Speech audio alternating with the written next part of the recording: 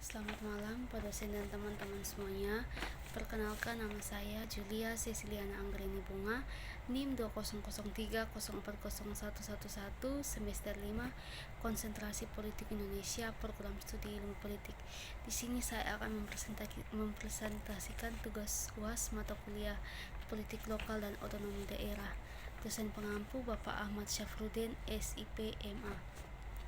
Elit adalah mereka yang memiliki dan mendapatkan lebih dari apa yang dimiliki dan didapatkan oleh orang lain, atau dengan kata lain, orang yang berhasil dan mampu menduduki jabatan tinggi dalam masyarakat.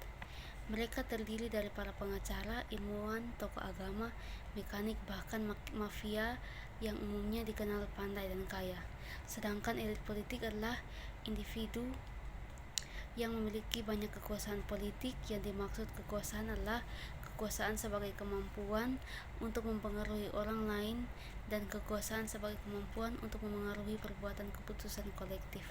Di sini saya mengambil contoh kasus, yaitu korupsi Pelindo II.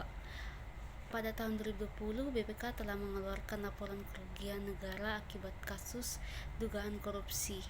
Dalam laporan tersebut diketahui 4 proyek di PT Pelindo II menyebabkan kerugian negara mencapai 6 triliun.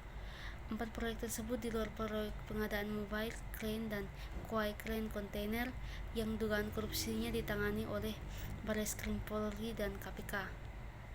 Kasus ini menyeret nama mantan Dirut Pelindo yang telah ditetapkan sebagai tersangka sejak 2015 lalu, diduga menyalahgunakan wewenangnya dengan menunjuk langsung HDAHM dari Cina dalam pengadaan 3 unit KCC. Solusinya yaitu memperbaiki sistem dan memantau pengaduan masyarakat, pemberlakuan kewajiban pelaporan transaksi keuangan tertentu, pelaporan harta pribadi pemegang kekuasaan fungsi publik. Jadi dapat disimpulkan bahwa elit politik merupakan orang yang memiliki jabatan tinggi atau kekuasaan atau kelebihan dari orang lain. Dan saran saya pada kasus korupsi yaitu membangun etos pejabat dan pegawai baik di instansi pemerintah maupun swasta tentang perusahaan yang jelas dan tajam antara milik pribadi atau milik perusahaan milik negara, memulai dari diri sendiri dari sekarang dan dari yang kecil untuk menghindari korupsi. Demikian yang dapat saya sampaikan. Sekian dan terima kasih.